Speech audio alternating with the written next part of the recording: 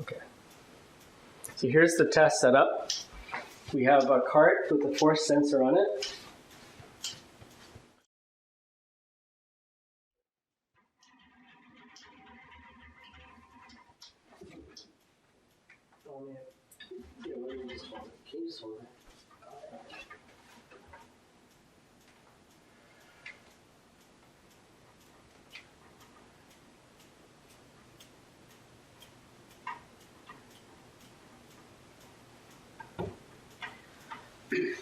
Okay, so here's the test setup. We have a cart with a force sensor on it, and the force sensor and the cart are being pulled by Thor. Thor, can you hold up Thor? I'll hold up. Yeah, Thor. Thor's going to pull the cart forward.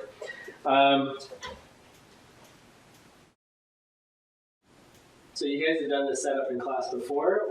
So what we're going to do is I'll unhook the string. So now we can zero the force sensor. Okay. And then we're also going to zero the motion sensor as well. So we'll set the position to 0. Okay, we're now ready to go. So we're going to be collecting 2 sets of data. We're going to be graphing position versus time. And also we're going to be graphing force, not versus time, but to position. So let's do this. You ready? I'm all set.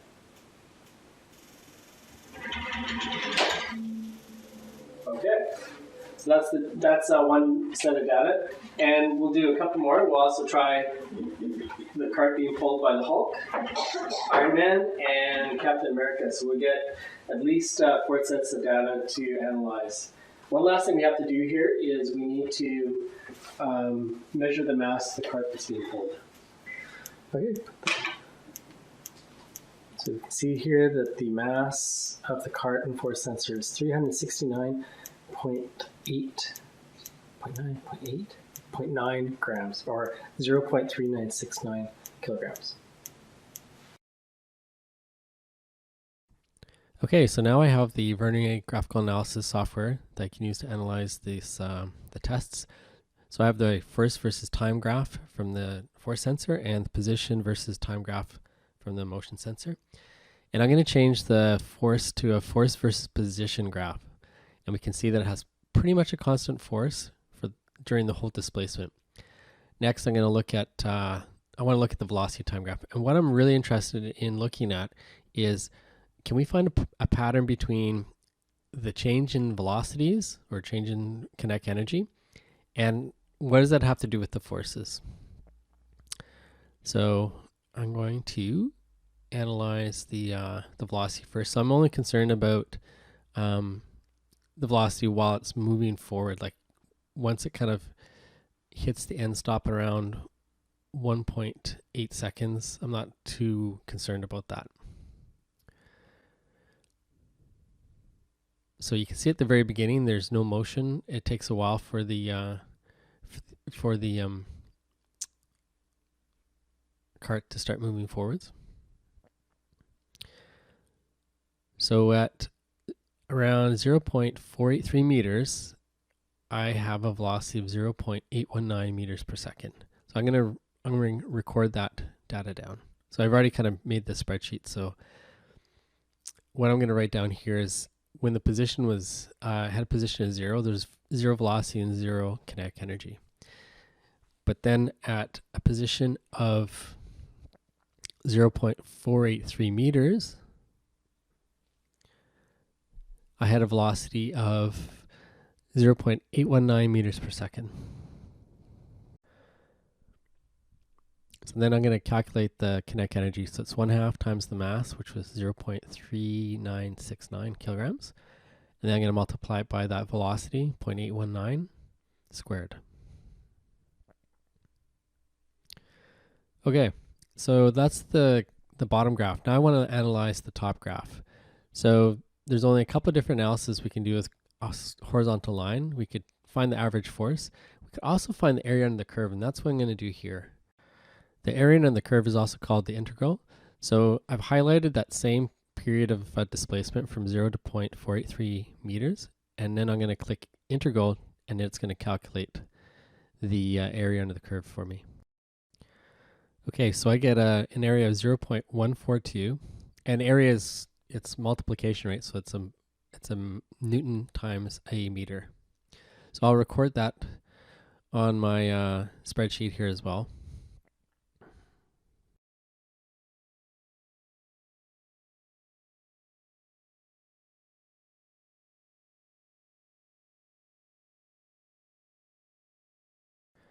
Okay, so that's the data collection from one test. So I'm going to save that. Now I'm going to go through 4 more tests, and I'm just going to go through the same process, and I'll just speed up the video here so you don't have to watch me collect and record all this data.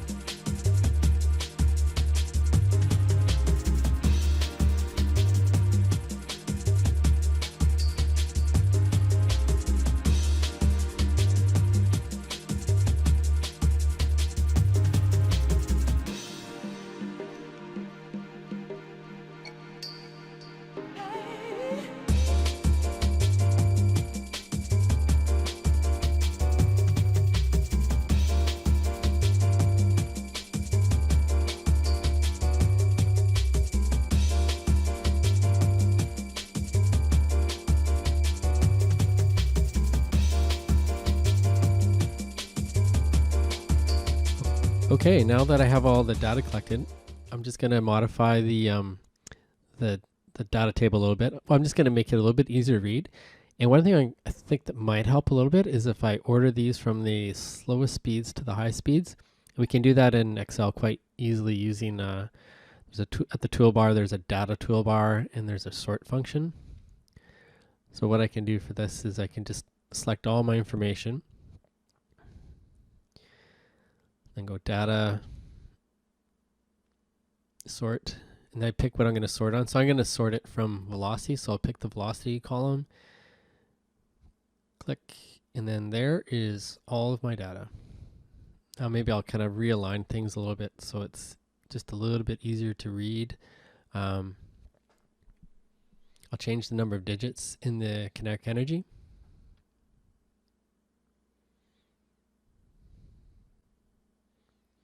There we go, that looks a little bit better. All right, now what I want you to do in just a second is I'm going to get you to pause the video, and I want you to look at the data and find a pattern. From this pattern, I want you to make a conjecture or a conclusion about this experiment, okay? So pause the video and come up with your conjecture or conclusion.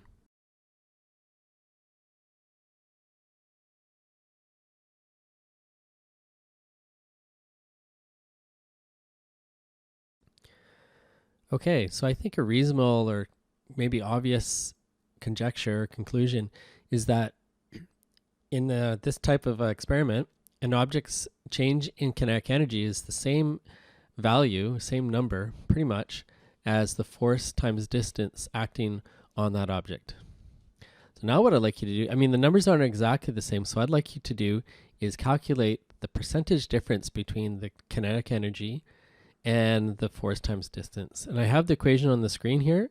The percentage difference is you find the difference between the two numbers, so one subtracted by the other, and then you divide by the average of those two numbers. So I'd like you to pause the video now and calculate the percentage difference between the kinetic energy and force times distance for each of these tests.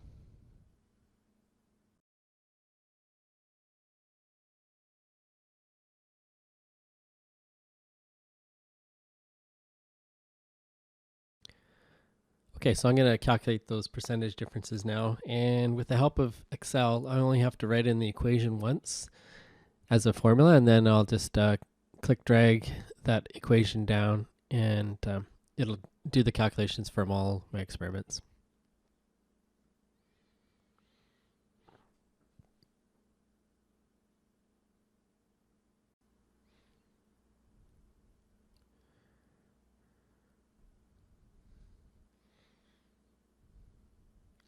Okay, so you should have the same numbers that I do. So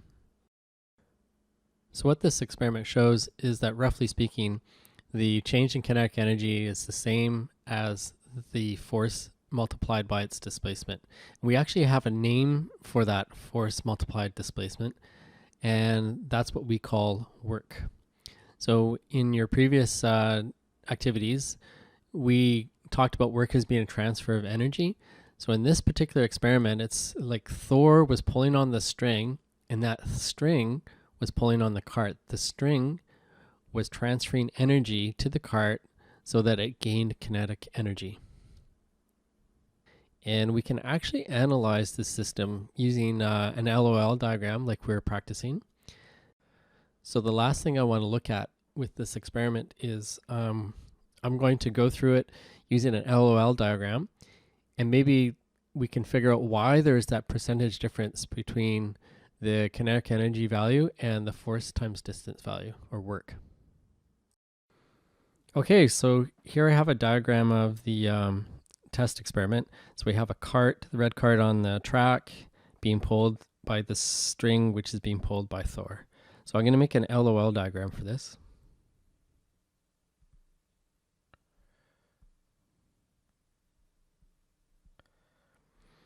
And the first thing I'm going to do is decide what goes into the system that we're studying. So for sure, the cart will be in the system. Let's put the track in there. We'll put Earth in there. But I'm not going to put Thor in the system. I don't know how to calculate chemical energy from Thor.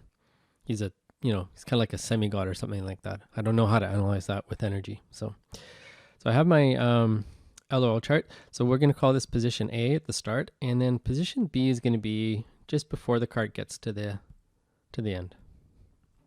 Okay, and the last thing I'm going to do for our setup is I'm going to call this the baseline, the reference, the zero for gravitational energy. So it doesn't matter that the track was off of the ground on top of my table. I'm going to make this the 0 point. Okay, so at position A, there's no gravitational energy, and we also started from rest, so there's no kinetic energy. So there's nothing there. Position B, there's no gravitational energy, although there is kinetic energy. Something like 3 bars.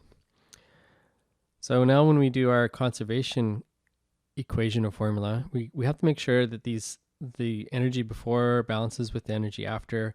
I have 0 here, 3 here, so that means, we transferred work into the system.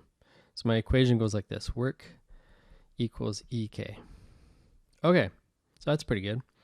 Now, our data was always a little bit off, if you remember. Like, I think an example could be that maybe on one test, work was 0.18 and kinetic energy was like maybe 0.16 or something like this. And the question is, well, why would that be? Like, where does that energy go? Like, these are supposed to be balanced. And I think the answer comes in that there's a little bit of thermal energy. Essentially, there's some friction. Make that look a little bit better. And that's why there's always that roughly 10% difference between the calculated force times displacement, which is work. So the 10% difference between the work and the kinetic energy is because in each experiment, we were losing a little bit of energy, or transferring a little bit of energy to thermal energy. And I think this pretty much fully explains that lab experiment. There's some work applied to the cart, energy transferred into the system, which results in a kinetic energy plus a little bit of thermal energy.